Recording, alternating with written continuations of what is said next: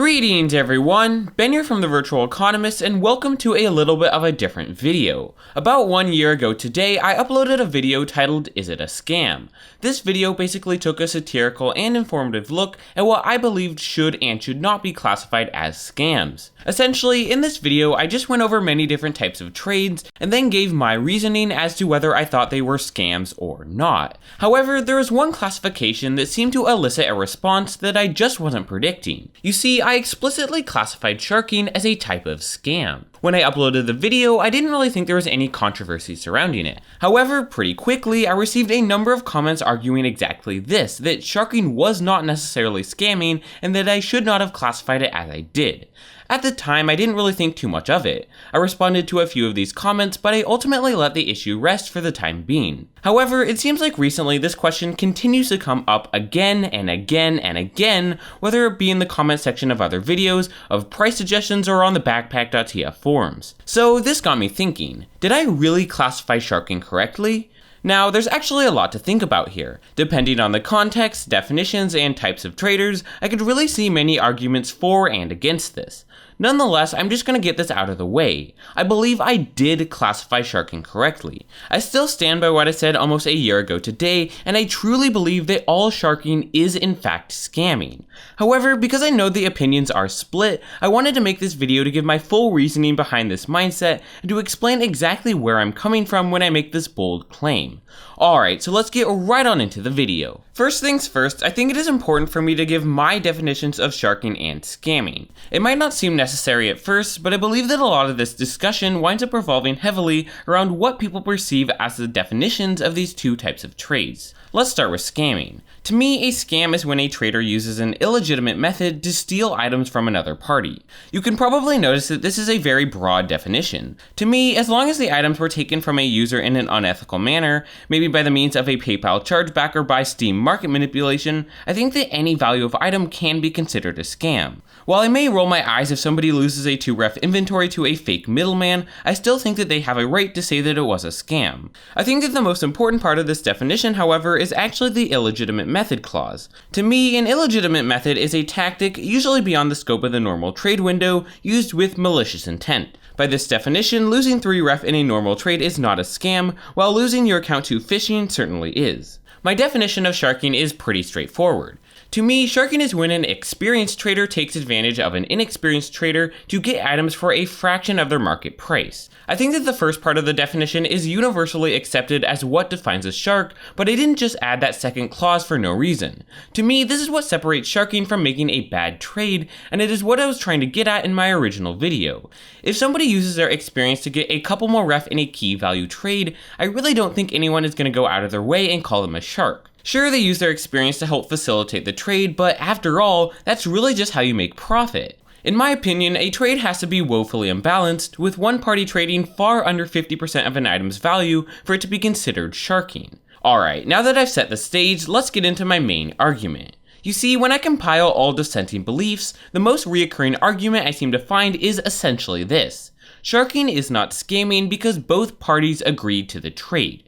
In essence, these people are arguing that since both parties made an executive agreement to complete the trade, it can't really be a scam. They would also argue that it is the responsibility of both traders to make sure they are making a trade that they would like to make before actually exchanging items. However, I think that there is a fundamental flaw to this belief. This argument relies heavily on the assumption that both parties were happy with the trade upon its completion. Now, I'm going to give these people some credit, as I think that both parties definitely are happy with the trade, but that's only initially. You see, this is simply because the inexperienced trader doesn't yet know that they lost huge amounts of money. Here's a great way of thinking about it. Let's say you're waiting in line to buy something from a vending machine, and the man ahead of you turns around and asks you if you have 2 10s to exchange for his 20, so the machine would actually accept his bills. If you're a helpful person and have 2 10s, you should surely be able to make the fair trade. However, what if I told you the man was blind? You could just give him 2 1s and he wouldn't know the difference. You see, in this case, even if you gave him the 2 1s, he would seem just as happy as if you gave him 2 10s. But of course, this is simply temporary. The moment the man tries to use his bills to buy his normal drink, he would realize in a fraction of a second that he just got what? Yeah, you were about to say scammed, weren't you? The man got scammed. It was a blatant shark. What I'm trying to get at here is that if somebody learns the real value of the items they just traded and instantly realize just how much they lost, there's really no way that a shark like that couldn't be considered a scam. But the people who argued against this would not be done yet. They would argue that upon telling people the true value of their items, most would still say that they were happy with the trade and thus it was not a scam. As much as I'd hate to admit it, these people do have a point. But how? How could somebody be happy if they realized they lost hundreds of dollars? The sad thing is, it actually happens a frightening amount of the time. In fact, I've got a story of my own about this. Before I really got into TF2 trading, I was and still am really into the card game Magic the Gathering. Every Friday I would go down to my local game store and play in a weekly tournament known as Friday Night Magic, or FNM for short. Yet, even more than I enjoyed playing the real game, I loved trading cards with other people to build up a larger and larger collection. Most of the time, I just traded up a lot of my really common cards I got in the tournament for rare cards to add to my long-term collection. This worked well because a lot of these rare cards were in high demand and would slowly gain value over time. However, there was one person I knew who took an almost opposite approach to trading. His method: to shark everyone. It seemed like on a week-to-week basis, I would constantly see new cards appear in his trade binder that could only have been gotten from inexperienced players who were easily fooled by his blatant lies about card value. I didn't have the courage to approach most of these shark victims, but the few I did revealed something shocking. When I told them the real value of the cards were, they would look surprised for a second and then make up some wild claim about how they didn't really use those cards anyway and they were okay with losing them.